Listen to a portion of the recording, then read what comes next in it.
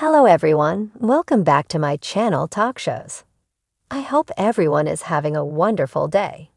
Before starting the video, please go ahead and hit the subscribe button and give this video a thumbs up.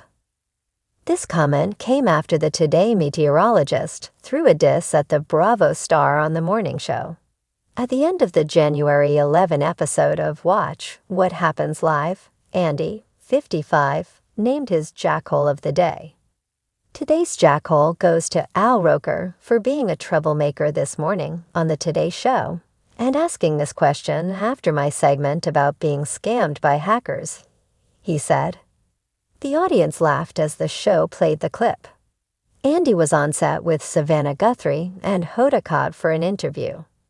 Al, 69, stood in front of the weather map, put his finger up to his mouth, and asked, or was it one of the housewives? You know well, Andy responded. Who's most likely? Savannah, 52, asked. Well, there is someone most likely, but we'll talk about it later. I'll explain, Andy said. Al shrugged his shoulders and raised his eyebrows in response to Andy. This made Andy take back his mean comments about Al and instead called him a smart man. How could you? When the clip ended, the camera went back to Andy in the studio. Al, how could you?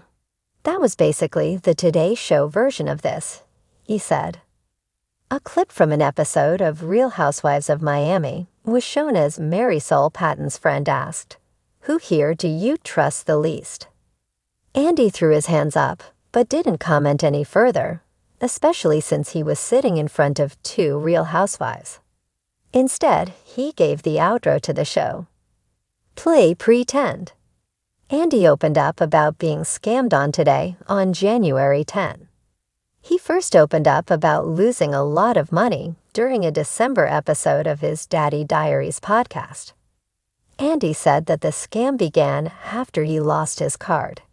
He received an email alerting him of potential fraud on his bank account shortly after his card went missing.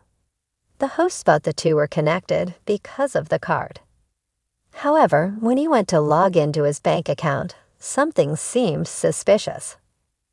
I logged into my bank account, and it asked me for my Apple ID and password.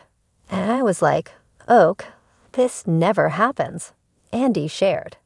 So I bailed. I think somehow my logging in through whatever this site was what gave them access to my bank app, he went on. Shortly after logging in, Andy received a call from what he thought was his bank. The person on the phone said they were contacting him about a fraud alert. They were naming credits and charges I had made because they clearly had access to my account, Andy admitted. What I should have done is say, can I call you back? Or can I go to the bank and handle this? Andy said he was on the phone with the scammer for 1 hour and 10 minutes. The alleged cybercriminal then went on to claim that someone was attempting to place a charge on Cohen's card at a Walmart in Minneapolis. The TV host explained that the person on the phone asked him if he knew the individual and whether he wanted the bank to prosecute. After that, the individual said they would call him back in 30 minutes. However, Andy said he never received another call.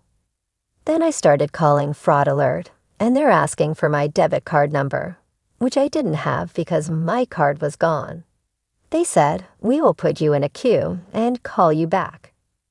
What I didn't realize was that all of my calls were being forwarded to the scammer.